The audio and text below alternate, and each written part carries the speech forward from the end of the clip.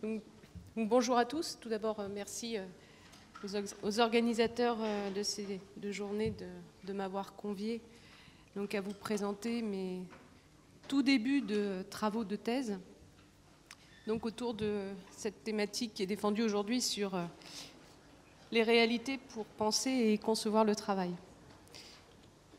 Alors, la thématique générale de mes travaux s'inscrit dans ce qu'on a appelé le travail au cœur de l'industrie du futur. Et on s'intéresse particulièrement à l'introduction de la robotique collaborative, mais dans un univers bien particulier qui est l'univers des PME. Donc mon travail de thèse est encadré par Flore Barcelini et par Willy, que vous connaissez tous aujourd'hui. Alors ce travail s'inscrit dans un projet de recherche pluridisciplinaire, donc un projet de recherche collaboratif qui s'appelle Hector, donc qui vient de démarrer en janvier. Et c'est un projet qui est financé par l'Agence nationale de la recherche, l'ANR. Et la force de ce projet, c'est qu'il allie à la fois des sciences humaines, donc avec des sociologues et des anthropologues qui sont rattachés au laboratoire CETCOPRA de l'université Panthéon-Sorbonne, à la fois des ergonomes dont je fais partie, donc par le CNAM et le laboratoire donc, de Paris du CRTD, et puis aussi des roboticiens qui viennent principalement de l'ENSAM, au travers deux laboratoires qui sont le LCFC et le LISI. Les aspects novateurs de ce projet de recherche, c'est à la fois qu'on va s'intéresser à des analyses des expériences réelles des projets de cobotisation dans les PME, et aussi qu'on va s'intéresser à comment est-ce qu'on peut accompagner ces différents projets. Donc j'ai repris simplement le thème de la journée et le titre pour vous présenter trois parties.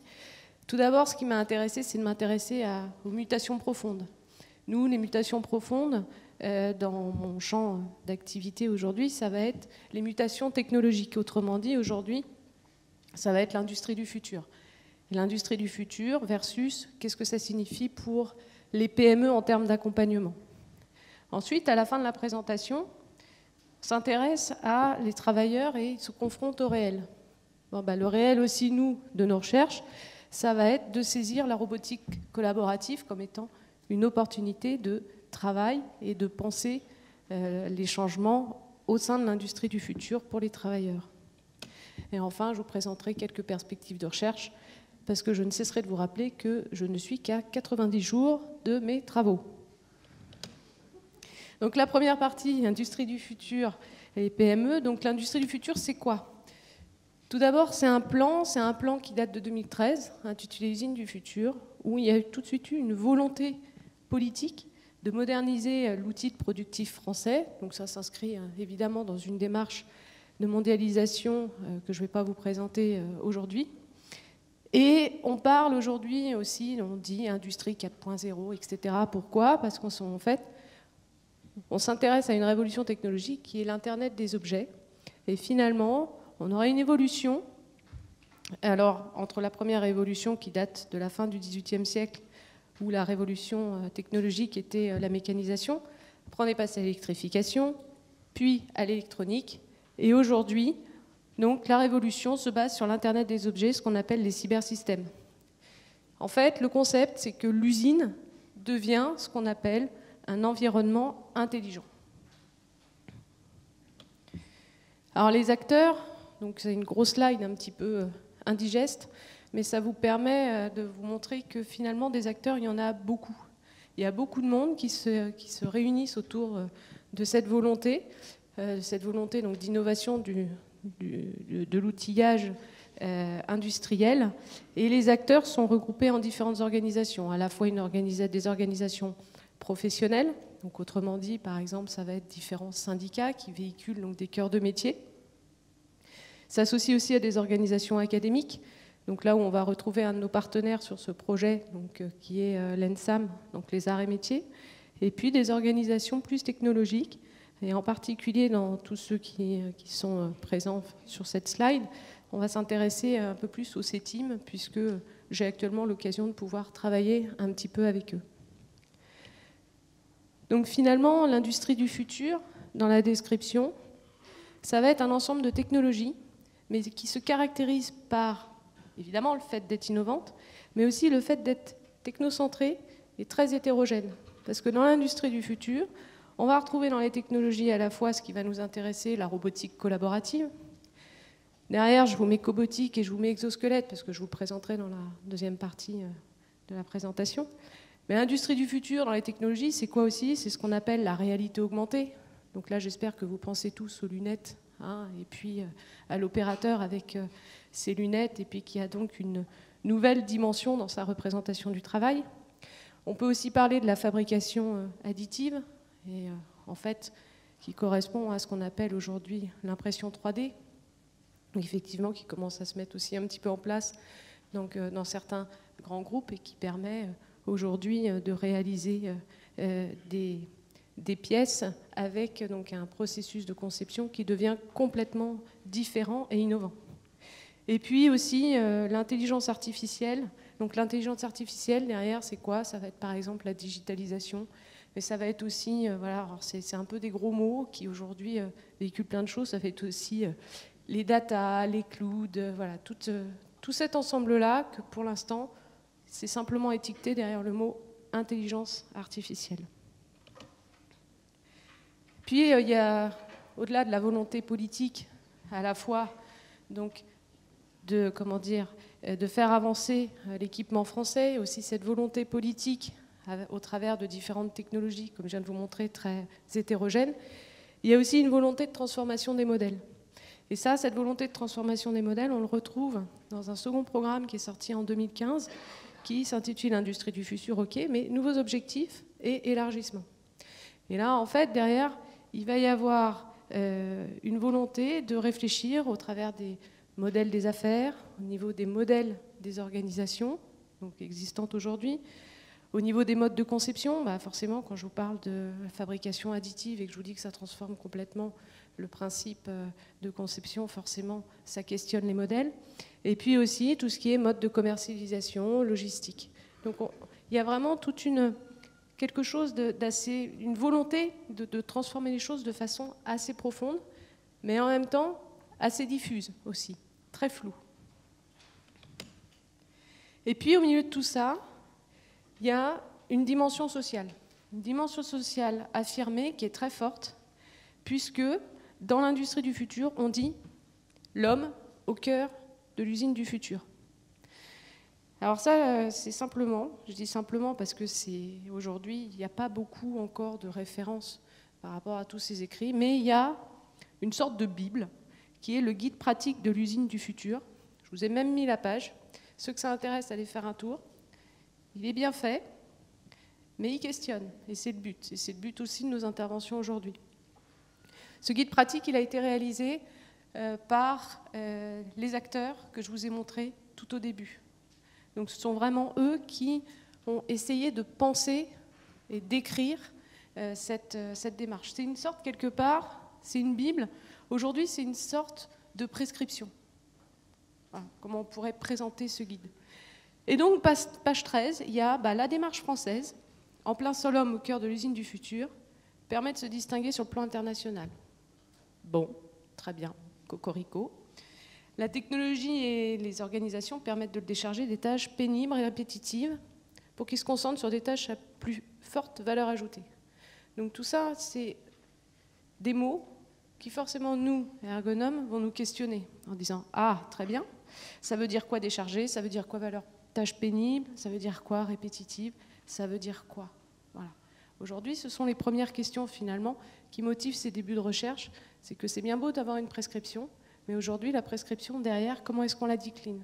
Quel concept on mobilise derrière? Qu'est-ce que cela signifie? C'est toutes ces questions-là qui, aujourd'hui, animent les 90 premiers jours de cette recherche. Et puis, de l'autre côté, donc ce projet, Hector, en fait, s'intéresse aux PME. Donc, du coup, nous, ce qui va nous intéresser, c'est l'industrie du futur, très bien, mais dans le monde très particulier des PME. Et aujourd'hui, quand on s'intéresse un petit peu à dire, bon, c'est bien, ça veut dire quoi pour vous, industrie du futur, comment vous l'envisagez, les volontés, etc., on s'aperçoit que les PME, concrètement, Il y a des moyens technologiques qui permettent de les accompagner, comme par exemple, je vous disais, le CETIM. Autrement dit, concrètement, comment ça se passe? Ça veut dire, vous avez un directeur, un dirigeant d'entreprise qui va dire, tiens, je vais mettre de la robotique collaborative. Bon, je vais appeler mon syndicat, et puis je vais appeler le CETIM, et puis on va voir comment on peut faire. Et là, en fait, ces premiers moyens qui sont apportés, ce sont des moyens technologiques. En disant, voilà, il y a des verrous technologiques, mais on va essayer de voir comment on peut faire. Et là, le CETIM se positionne comme une courroie de distribution. Le terme ne vient pas de moi, le terme vient du CETIM. C'est comme ça qu'il se qualifie. Quand on demande, vous êtes qui? Ils vous répondent, on est une courroie de distribution entre les académiques d'un côté qui vont pouvoir proposer des prototypes, et ces prototypes, en fait, répondent à une demande spécifique d'une PME. Autrement dit, la PME dit, voilà, je voudrais investir dans de la robotique collaborative. Le CETIM vient pour regarder un petit peu comment ça se joue et met en relation après des acteurs académiques qui vont dire, voilà, je vous propose un prototype, on va lever les verrous technologiques et puis on va voir ce que ça donne. Et puis, il y a aussi dans les moyens, et aussi les moyens financiers. Alors, je ne les maîtrise pas trop aujourd'hui encore, je ne sais pas encore trop regarder de ce côté-là, mais je sais qu'ils existent, que ce soit des aides en région, que ce soit aussi des appels à projets, que ce soit des avantages fiscaux, etc. Donc c'est bien aujourd'hui, pour accompagner les PME, on a principalement de la technologie et éventuellement des finances. Sauf que du coup, on peut se poser, mais quel accompagnement vous avez pour penser le travail du futur et le penser au-delà de cette vision technocentrée par laquelle finalement vous rentrez. Donc aujourd'hui, ça veut dire quoi? Ça veut dire que nous, on va avoir un véritable enjeu de positionnement pour nous, ergonomes, qui va être de dire, c'est bien, mais nous, on veut sortir de cette vision technocentrée, on veut sortir du fait qu'on nous appelle en disant, c'est bien, comment est-ce qu'on fait, pénibilité, etc., pour s'inscrire dans quelque chose qui est plus en amont, qui va être s'inscrire dans les processus décisionnels et managériaux de la transition vers l'industrie du futur, donc d'une PME. Ça veut dire quoi? Ça veut dire qu'au-delà des moyens technologiques financiers, on va vouloir enrichir l'accompagnement et donc pour pouvoir proposer ce moyen de penser le travail dans la transformation. Alors, en gros, voilà la première idée, industrie du futur. Je voulais très brièvement présenter, parce qu'il y en a des pages et des pages. L'idée, c'était que vous ayez 2-3 idées bien claires et surtout, nous, comment est-ce qu'on se positionne dès le départ par rapport à l'industrie du futur et par rapport aux PME. Dans les différentes technologies, je vous ai dit qu'il y avait la robotique collaborative. Et en fait, je vais vous la présenter comme étant une opportunité. Tout d'abord, la robotique collaborative, de quoi est-ce qu'on parle? Alors en fait, il y a une définition, donc toujours dans cette Bible prescriptive, qui dit qu'un robot collaboratif est un robot qui est conçu pour travailler dans une zone commune avec l'opérateur, lorsqu'il est en phase de production. Point. La robotique collaborative, point. Ça s'arrête là. On est juste finalement sur, aujourd'hui, une zone commune. Après, derrière, il y a des catégories. Une catégorie qui se base sur, finalement, une interaction qui serait de plus en plus croissante entre l'opérateur et le robot. Première catégorie, on part de ce qui existe depuis très longtemps, qui est l'îlot robotisé standard. L'îlot robotisé standard, c'est quoi? C'est un robot d'un côté, une automatisation qui fait sa tâche. De l'autre côté, il y a un opérateur. Et entre les deux, il y a quoi? Il y a une grille. Chacun est dans sa zone. La grille sépare, bien sûr, ces deux mondes-là, parce qu'on parle de monde. Donc, voilà. Depuis l'évolution des normes et de la directive machine de 2009, avec les évolutions des normes, aujourd'hui, on a pu enlever cette grille. Donc il n'y a plus de notion de séparation des deux mondes, simplement matériellement, en enlevant la grille. Alors évidemment, ça soulève plein de questions que je ne vais pas forcément aborder aujourd'hui sur des termes de sécurité, etc. Mais, je dirais d'un point de vue factuel, on a enlevé la grille. Donc, du coup, si on enlève la grille, finalement, le robot, il devient collaboratif. Simplement parce que on enlève la grille, mais la zone, elle est commune. Simple. Voilà.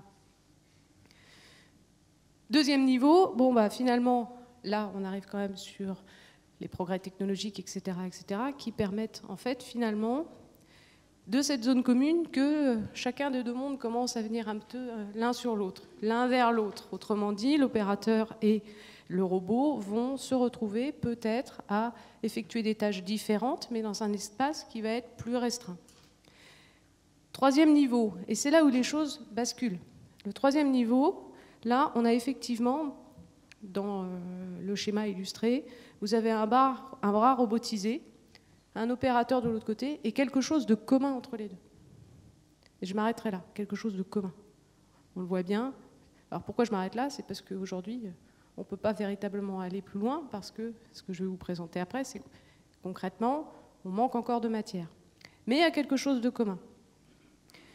Le niveau d'après, le niveau 4, c'est quasiment la même chose, sauf que le robot, lui, non seulement il est sorti de sa cage, mais en plus, il commence à bouger dans l'entreprise. Il y a des demandes aujourd'hui de PME qui disent, bon ben voilà, nous on voudrait un robot finalement, un petit peu comme on a un peu la caricature du robot qui va se balader par exemple, au milieu d'une ligne de production, et puis voilà, et puis avec un dirigeant qui va dire, moi je voudrais qu'il aille de là, qu'il fasse ça, et puis qu'il se balade, etc. Finalement, on est dans une notion de ce niveau 4 de robot mobile.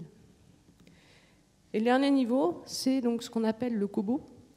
Et le cobo, c'est un accompagnement au geste. C'est quelque chose, c'est un bras automatisé qui est fait pour accompagner le geste de l'opérateur. Je vais vous montrer quelques exemples.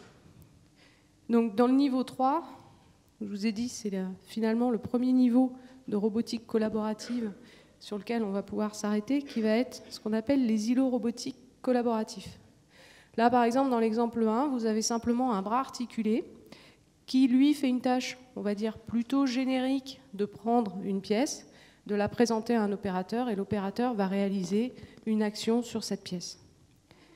Dans le deuxième cas, on est plutôt sur une activité où on va avoir une opératrice qui va être plutôt en surveillance de ce qu'est en train de réaliser un double bras articulé. Voilà. Donc ça, ce sont ce qu'on appelle les îlots robotiques collaboratifs. Le cobo, donc, c'est un accompagnement au geste. Là, par exemple, vous avez un opérateur qui est en train de réaliser une tâche de ponçage, et vous avez tous un système articulé qui lui permet de diminuer l'effort. Voilà. Et donc, l'outil est vendu comme étant quelque chose d'intelligent et qui peut accompagner dans son geste l'opérateur. Geste, forcément, soulève beaucoup de questions en disant qu'est-ce qu'un geste professionnel, donc j'espère que ça vous fait écho à pas mal de concepts là qui sont en train de se mobiliser. Quand je vous dis ajustement au geste, j'espère que vous êtes tous en train de dire c'est quoi un geste professionnel. Voilà. 90e jour. Voilà. Dernière partie, les exosquelettes. Alors les exosquelettes, voilà un bel exemple qui sont faits pour finalement augmenter une durée d'exposition dans des postures articulaires qui seraient en dehors des zones de confort. Voilà. Donc là, je vous ai mis un bel exemple où cet opérateur est censé pouvoir tenir des heures debout grâce à un système robotisé qui l'accompagne et qui le soulage dans simplement une posture naturelle qui est de se tenir debout. Bien, quoi qu'il en soit, nous, voilà, je vous ai présenté, je commence à vous sous-entendre des petites choses. Dans le guide pratique, dans la Bible, il y a plein d'avantages. La robotique collaborative, bien entendu, c'est quelque chose de génial. Forcément, c'est une volonté politique, donc il faut forcément la présenter comme étant quelque chose de génial. Nous, on est là pour penser, pour critiquer de façon positive, bien sûr, et puis aussi dire très bien, on dit que c'est génial, ok, mais ça veut dire quoi? Ce que j'ai retenu, c'est que, donc allez lire un page, donc ça commence page 132 et ça finit page 142, forcément, il y a plein de choses positives. Mais ce que j'ai retenu, c'est que finalement, qu'est-ce qu'on voit? L'ergonomie des postes étant facilitée par la prise en charge par le robot des manipulations répétitives et pénibles. Ok, bon, bah forcément derrière, il y a des conséquences qui vont être forcément prévisibles et évidemment, super géniales. Donc diminution des arrêts de travail, ça va être super parce qu'on va diminuer la pénibilité. On a une augmentation de l'intérêt attribué au travail par l'opérateur, flexibilité dans les choix, et puis alors là, on a même tout, parce que ça va être super génial pour le personnel féminin, pour le personnel vieillissant, et pour le personnel en situation de handicap. Voilà. Pourquoi pas? Pourquoi pas? Sauf que simplement, ce que j'attire votre attention, c'est de vous dire que tout ça, c'est mis sur... Vous voyez, j'ai fait un copier-coller. C'est mis sur 3 lignes. Donc vous, ergonome, comme nous, ça veut dire que derrière, qu'est-ce que signifie tous ces concepts? Qu'est-ce que ça signifie? Est-ce qu'on peut mettre sur, je dirais, un même point des problématiques de population vieillissante au travail, donc avec derrière aussi, donc, le disait tout à l'heure Serge, on peut avoir à la fois des choses de, je dirais, des contradictions entre le déclin et en même temps l'expérience, quelque chose de constructif. Est-ce que du coup, est-ce qu'on peut mettre ça sur le même point, par exemple avec un personnel en situation de handicap, avec un opérateur en situation de handicap, sous le joug finalement de quelque chose qui serait innovant et qui serait ici la robotique collaborative? Finalement, la question, elle est là. Une des questions, elle est là. Quoi qu'il en soit, nous, on a saisi cette opportunité de dire, finalement, robotique collaborative égale, donc j'ai mis, entre guillemets, pénibilité, pour prendre un mot un petit peu vague, général, flou, de façon volontaire, et puis pour, du coup, entrer dans l'industrie du futur et proposer un discours qui serait autour de 3 axes. Tout d'abord, qu'on va proposer une analyse macro de l'entreprise, c'est-à-dire quand on a une PME qui va nous appeler ou qui souhaite s'équiper, ça veut dire de voir avec eux quels sont les acteurs en présence, quels sont les enjeux et quelle représentation il se faut à la fois de la robotique collaborative, de l'industrie du futur, etc. Puis après, l'analyse va être plus micro, c'est-à-dire de s'intéresser à tous les processus décisionnels et managériaux qui ont été mis en œuvre. Donc ça, on retrouve ce qui a été déjà dit ce matin sur l'histoire de l'entreprise. Et bien sûr, il y a un 3e niveau qui va être l'analyse des conséquences de cette transition en termes de transformation du travail qui vont être provoquées par cette démarche qui vise l'innovation. Sauf que, comme je vous ai dit, finalement, la robotique collaborative aujourd'hui, il y en a très peu. Par exemple, le CETIM sur tous les Hauts-de-France, ils ont simplement une 40aine de projets. Voilà, on en est là. Donc très très peu de choses. Mais par contre, il y a des fortes volontés d'équipement de la part des décideurs. Ça veut dire que nous, finalement, dans un premier temps, ça oriente nos travaux dans le premier axe, qui va être de comprendre comment est-ce qu'ils en arrivent à cette volonté de vouloir s'équiper. Donc, autrement dit, on va s'intéresser à comprendre tous les processus décisionnels et managériaux qui ont été mis en œuvre pour comprendre l'histoire des transformations technologiques au sein des entreprises, dans le but de comprendre, pour pouvoir accompagner toutes ces phases de transformation. Dans les méthodes, comment est-ce qu'on va s'y prendre? Comment est-ce qu'on va s'y prendre pour finalement s'intéresser à aller au-delà de ce que l'on va observer à un moment donné? Et on va s'intéresser donc aux dimensions temporelles diachroniques, c'est-à-dire s'intéresser aux éléments qui sont ancrés dans l'histoire de l'entreprise et à la fois en les couplant sur des approches qui sont qualitatives et quantitatives et en même temps à divers niveaux de l'entreprise. L'idée, c'est quoi? C'est de pouvoir faire une diachronie et de reprendre tous les éléments marquants de l'entreprise pour comprendre comment est-ce qu'on en est arrivé à la situation au jour donné. Donc les perspectives, finalement, on peut s'apercevoir qu'on est dans un contexte qui est plutôt favorable. Pourquoi? Quand on reprend ce que je vous ai dit, c'est qu'on a une volonté politique qui est forte, qui est socialement forte, en disant l'homme au cœur de l'industrie du futur. Très bien. Nous, quelque part, en tant qu'ergonome, c'est un discours qui nous arrange, plutôt que de dire l'homme, on n'en veut plus du tout et qu'on se met dans une logique substitutive. On est d'accord. Derrière la robotique collaborative, finalement, il y a une sorte de promesse technologique, en disant ça va améliorer les conditions de travail. Je reste vague volontairement. Okay ? Et puis, il y a une réalité, il y a peu d'équipements. Mais tout ça, ça veut dire quoi? Ça veut dire que pour nous, de façon intrinsèque, quelque part, ça pose l'enjeu du travail directement au cœur de l'usine du futur, au travers de ces 3 données-là. Et que de façon intrinsèque, finalement, le travail, il est là. Il n'est pas au premier plan, mais il est derrière toutes ces notions-là. Il n'est pas très loin, finalement. Donc, ce qui nous crée un contexte aujourd'hui qui est favorable. Enfin, moi, c'est ce que je crois. Voilà, c'est qu'on a quelque chose à faire. On a vraiment quelque chose à faire, ne serait-ce au travers de ce discours que je vous ai pourtant bien critiqué. Et l'idée, ça va être quoi?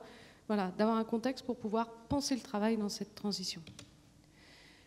Premier constat, pour faire simple quand même, parce que qu'est-ce qu'on s'aperçoit? C'est que dans les PME, chose que vous imaginez déjà tous, il y a des fortes disparités.